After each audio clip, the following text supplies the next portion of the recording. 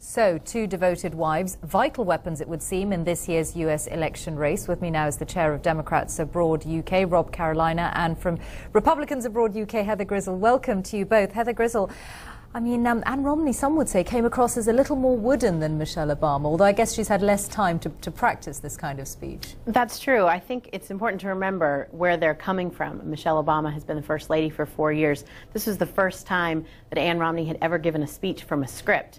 And I thought, especially given how few times she'd done this, it was amazing how well she worked with the crowd. That's a very difficult introduction to this sport, if you will. Even David Gergen said that he thought it was the best speech he'd seen at a convention since then Senator Obama in 2004. Quite high praise. Rob, do you think we really need the wives to sort of humanize their husbands more in this way? Because both Mitt Romney and Barack Obama have perception problems as sometimes being, aloof, a little distant.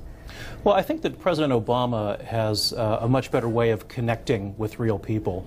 And in part, that's because of the background that he's had. And I think that Mrs. Obama helps to bring that out as well. I mean, the two of them, as she said, had similar upbringing, similar background. They've both overcome a huge amount of adversity in their lives to come to where they are today. Now, both candidates' wives clearly love their husbands. I mean, they're clearly both passionate about their respective husbands and candidates. But I have to say, looking between the two, I think that Mrs. Obama really came through with a stronger presentation that really connected and brought out policies that her husband's the pushing. Obamas don't have a monopoly on adversity, do they? I mean, Heather Grizzle, that was one of the things that Anne Romney made a lot of, the fact that, they weren't always as comfortably off as they are now. Absolutely. And to look at some of the things that she's experienced and they've experienced together between her MS and also breast cancer, it hasn't been an easy road for them either. But why is it, do you think, that we now expect to see these kinds of speeches? I mean, these women are not running for office. I mean, Michelle Obama clearly already has a role as a president's wife, but why is it important for them to have this kind of airtime? Well, I think it's important to see the issues that the campaign is thinking about and that they as a couple are thinking about. It happens to have always been women, but the president's spouse is someone who can reveal uniquely the values that they share as a family and to remind them as president of the values that they're trying to work towards. And yet it is quite a traditional kind of image that we have of the candidate's wife, don't we? I mean, I'm thinking back to, Michelle Obama's clearly done many fantastic things in her career, but she today focuses on being mom-in-chief and nothing else.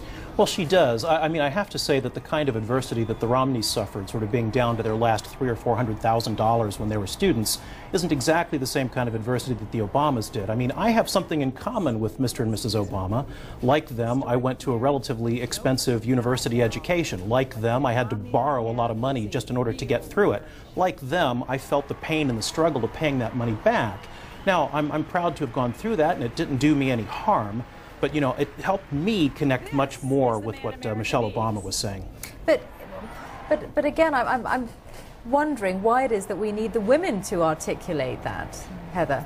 Well, I think, again, it happens to have always been women because the presidents have always been men up to this point. But one wonders when that changes. If and when we have a female president, I hope it'll be her husband defending as well. I think there's something about a spouse. No one has gotten to where they are without the support of their spouse.